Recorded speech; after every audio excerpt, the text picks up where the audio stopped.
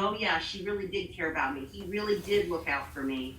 And they'll be able to make the changes. So, yeah, exactly. And even if they don't even come back to you as a friend, and they don't, maybe their pride won't say, well, I'm going to go and say, I'm sorry, Kristin. Maybe they will one day, and that would be awesome.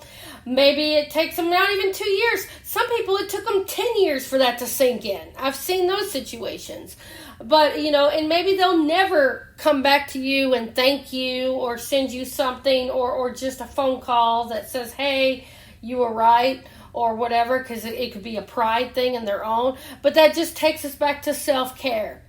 Think about it. These people, would you rather have people, they're not trying to interfere. They're trying to help you. We're all trying to help you. And you know what? Sometimes you can offer the gratitude, but even if you said, you know what? You can hate me. You can never talk to me again, but this is all I'm going to say, and we'll go our separate ways.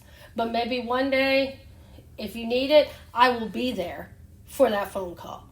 And I hope, that they make it to where they do call you. If not, you did what you can. And it's very hard for those of us that have highly sensitive, highly empathic natures, because you feel like you want to help everybody, but it all comes back to self-care. Self-care in us, self-care, before we can help others. That person you're trying to help, they need to do their own. Maybe it could be a little thing. Maybe one day they go, man, I don't want my kid to go through this anymore. Or maybe it might take one of their kids living in that abusive environment says, Mom, I'm leaving. I'm running away from home. And losing that child is going to turn them. That means they learned the hard way. Maybe they had to hit their own rock bottom. There's so many things, but just knowing, and part of your self-care is that you did what you could.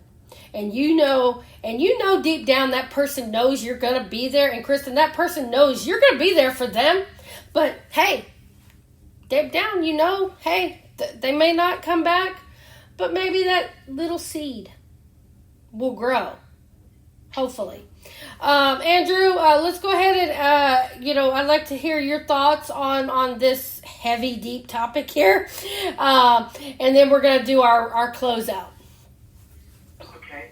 But as far as helping people, to a friend, I think if a friend comes to you and wants to talk to you, I think the best thing that you can possibly do is not to be so judgmental. Well, because some members of my family, if I have a problem and I talk to them, well, you just need to pray more. The wrong thing to say. That's good information, but sometimes that could be a double-edged sword.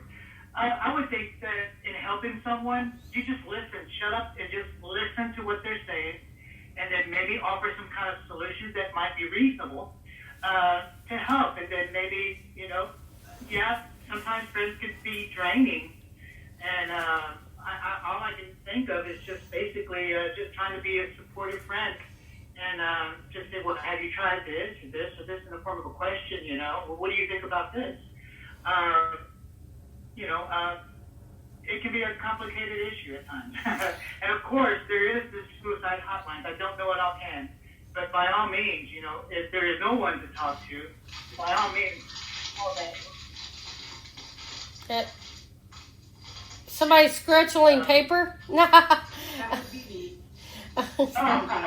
We're live on the air. Just as a friend, you would just try to do the best that you can, whether it's right or wrong. That's my thought. Yeah, exactly. There's just so many, and I think you nailed one. I think one thing I think we all kind of forgot to mention is what signs can we look for, and I think you wrapped that up, Andrew, in your comment, and in your part was like, what can we do to see and be mindful of that someone might be going through something, is just by shut up and listen. And then you said something that I thought was very important. Ask the right questions. When you listen, sometimes asking something, you'll find the answers in the question. How they answered. Are they dodging? Are they deflecting? Whatever. But just listening. And like I said, if you grew up, like Andrew, you mentioned, having like a religious family, well, you just need to pray. okay, I'm a Christian. I believe in God, and I'm all about putting, faith.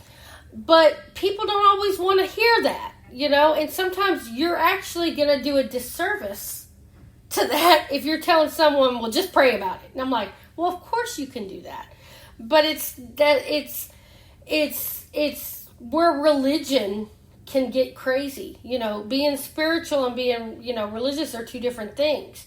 They're kind of one and the same, but then they're different too. So just it's almost like, what, nothing to do with it. You're like, go ahead, I don't want to deal with it. That's basically what you're telling them. It can be in that form. And it's coming across as judgmental. And if you really think about it, if you go back to religious times, people say, oh, well, and I'm like, well, just trust God. I'm like, dude, you're not listening to me. Yeah, I do trust God. But you know what? All that person, that's part of being mindful.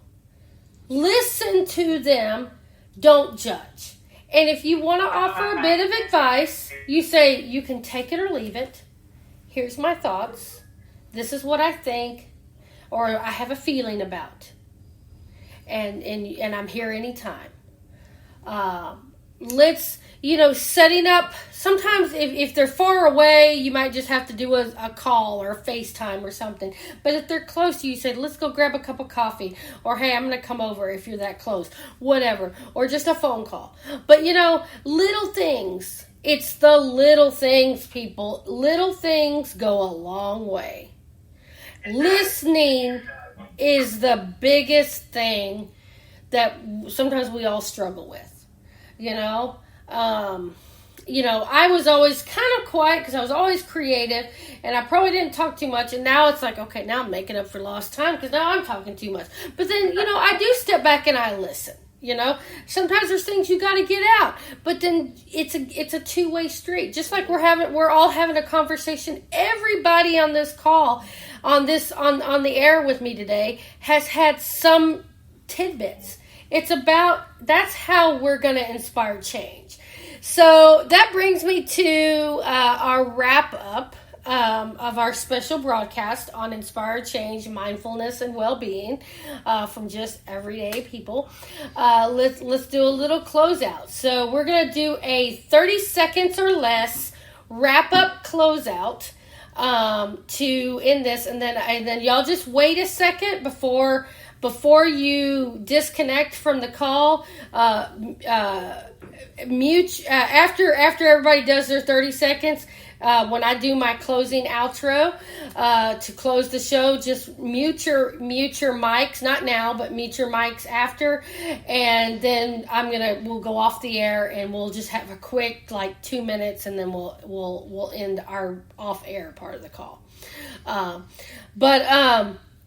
So again, let's do this is our last 30 seconds or less, starting with DeVonna, just your closing wrap up of inspiring change to all the listeners out there, and then we'll just shoot around. So we're going to go DeVonna, Kristin, you're next, and just an uplifting, mindful little mantra. You can say whatever you want in 30 seconds or less, and then we'll go back to me. And then Andrew, you'll be right before I do my closeout. Okay, DeVonna, go. Nurture yourself, love yourself, and putting yourself first is not a bad thing. You can't help anyone else if you can't help yourself first. And so the United Way helpline that I mentioned before, it's also online. They have you can browse their resources and the community phone numbers. You can do it online in the privacy of your own home, with your phone or whatever. And then also the National Suicide Prevention Lifeline that Andrew mentioned before, that hotline is 800-273-8255. Peace, love, and happiness, everybody. Kristin. My last thought, I guess, is that conflict cannot survive without your participation. If you will not reciprocate what is being given to you, it has nowhere to go. It'll die. So just say no to conflict. That should do it. Okay. Thank you for having me. Okay, thank you. And Andrew. Yes, I want to say is I really appreciate being on this program. I want good things for everybody. I want good mental health for everybody. I want everybody to live a good and happy life, to enjoy life, to take the time to take care of yourself, your mental health. As Fraser would say, good mental health to you. Along with that, I say that too. So, good things for you. Remember that if someone is in pain, try to be the best you can, non-judgmental, and peace to everyone. All right. Okay, and if you guys will just mute your mics for a moment while I wrap up the show. We have so much, like I said, there's so much to be thankful for, everybody. Every week we have a pre-recorded show on Inspire Change with Gunter, and Gunter has his tips and topics. We just kind of came off of a turning point, and I think he's going to continue on that section. And then he talks about resilience. And of course, if you want coaching, or, for coaching, mindful coaching, for help, Gunter has his books out there. You can find them on Amazon, Barnes & Noble, any of your major retailers. There's Making Good Men Great, Surfing the New Wave of Masculinity. Even in his fiction books, which is the upcoming Mountains of the Sea, it also tackles on mental health in a different way. There you can rent or buy on Amazon Prime the Masculinity That Inspires Change. Not just because I directed it, but it talks on so many different things on mental health and mindfulness in different ways, and using creativity to find a better way. If you need the hotlines, you can Google United Way. Just Google the United Way helpline, or, find up and you can find that deal. I will try to edit the page on this episode later, and I'll put up some of those numbers and websites. I believe there's NAMI.org. I actually list that at the end before the credits roll on my Lifelines film that's coming out. I believe it's NAMI.org. It's a mental health, people who are battling things like depression or bipolar disorder or anything like that. There's those resources. Then there's the suicide hotline, which we just mentioned on the air, and we'll put that on the page as well. So you're not alone, and that's what's important. Reach out, take to heart that people aren't trying to control your life and run your life.